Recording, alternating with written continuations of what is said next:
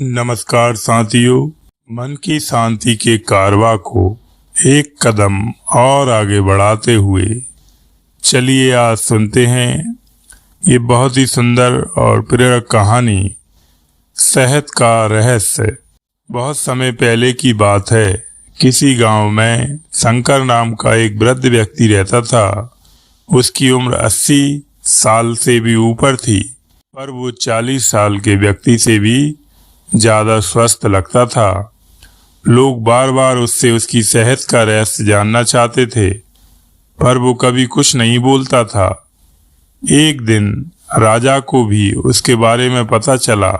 वो भी उसकी सेहत का रहस्य जानने के लिए उत्सुक हो गए। राजा ने अपने गुप्तचरों से शंकर पर नजर रखने को कहा। गुप्तचर भेष बदलकर उस पर नजर रखने लगे। अगले दिन उन्होंने देखा कि शंकर भोर में उठकर कहीं जा रहा है।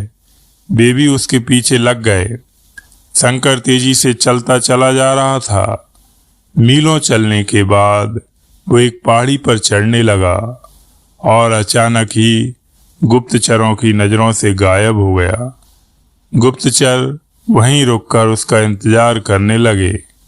कुछ देर बाद वो लौटा। उसने मुट्ठी में कुछ छोटे छोटे फल पकड़ रखे थे और उन्हें खाता हुआ चला जा रहा था। गुप्तचरों ने अंदाजा लगाया कि हो न हो शंकर इन्हीं रहस्यमयी फलों को खाकर इतना स्वस्थ है। अगले दिन दरबार में उन्होंने राजा को सारा किस्सा कह सुनाया। राजा ने उस पहाड़ी पर जाकर उन फलों का पता लगाने का आदेश दिया, पर बहुत खोजबीन करने के बाद भी कोई ऐसा असाधारण फल वहां नहीं दिखा। अंततः थक हार कर राजा शंकर को दरबार में हाजिर करने का हुक्म देते हैं। राजा, शंकर, इस उम्र में भी तुम्हारी इतनी अच्छी सेहत देखकर हम प्रसन्न हैं। बताओ तुम्हारी सेहत का रहस्य क्या है? शंकर कुछ देर सोचता रहा और फिर बोला, महाराज, मैं रोज पहाड़ी पर जाकर एक रहस्यमयी फल खाता हूँ। वही मेरी सेहत का रहस्य है। ठीक है, चलो हमें भी वहां ले चलो और दिखाओ वो कौन सा फल है। सभी लोग पहाड़ी की ओर चल दिए। वहां पहुंचकर शंकर उन्हें एक बेर के पेड़ के पास ले गया और उसके फलों को दिखाते हुए कहा, हुजूर, यही वो फल है जिसे मैं रोज खाता हूँ। राजा क्रोधित होते हुए बोले, तुम हमें मूर्ख समझते हो? यह फल हर रोज हजारों लोग खाते हैं, पर सभी तुम्हारी तरह सेहतमंद क्यों नहीं हैं? शंकर विनम्रता से बोला, महाराज, हर रोज हजारों लोग जो फल खाते हैं वो बेर का फल होता है, पर मैं जो रोज फल खाता हूँ वो सिर्फ बेर का फल नहीं होता, वो मेरी मेहनत का फल होता है। इसे खाने के लिए मैं रोज सुबह 10 मील पैदल चलता हूँ, जिससे मेरे शरीर की अच्छी वर्जिश हो जाती है और सुबह की स्वच्छ हवा मेरे लिए जड़ी बूटियों का काम करती है। बस यही मेरी सेहत का रहस्य है। राजा शंकर की बात समझ चुके थे। उन्होंने शंकर को स्वर्ण मुद्राएं देते हुए सम्मानित किया और अपनी प्रजा को भी शारीरिक श्रम करने की नसीहत दी।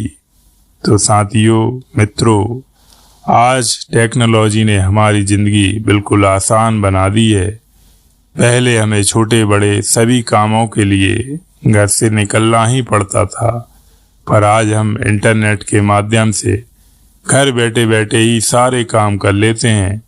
ऐसे में जो थोड़ा बहुत भौतिक एक्टिविटी के मौके होते थे वो भी खत्म होते जा रहे हैं और इसका असर हमारी सेहत पर भी साफ देखा जा सकता है। WHO के मुताबिक आज दुनिया में 20 साल से ऊपर के 35% लोग ओवरवेट हैं और 11% ओबेस हैं। ऐसे में जरूरी हो जाता है कि हम अपनी सेहत का ध्यान रखें और रोजमर्रा के जीवन में शारीरिक श्रम को महत्व दें। साथियों, आज का प्रसंग यहीं समाप्त करते हैं। कल फिर मिलेंगे एक नए प्रेरक प्रसंग के साथ। तब तक के लिए आपका दिन शुभ हो, मंगलमय हो, प्रभु की कृपा आप पर सदैव बनी रहे। जय सिया राम, जय श्री कृष्ण, जय श्री राधे। और साथ ही एक निवेदन है, यदि चैनल को सब्सक्राइब नहीं किया है तो प्लीज़ चैनल को सब्सक्राइब कर लें। और यह प्रसंग आपको कैसा लगा प्लीज़ लाइक कमेंट कर जरूर बताएं।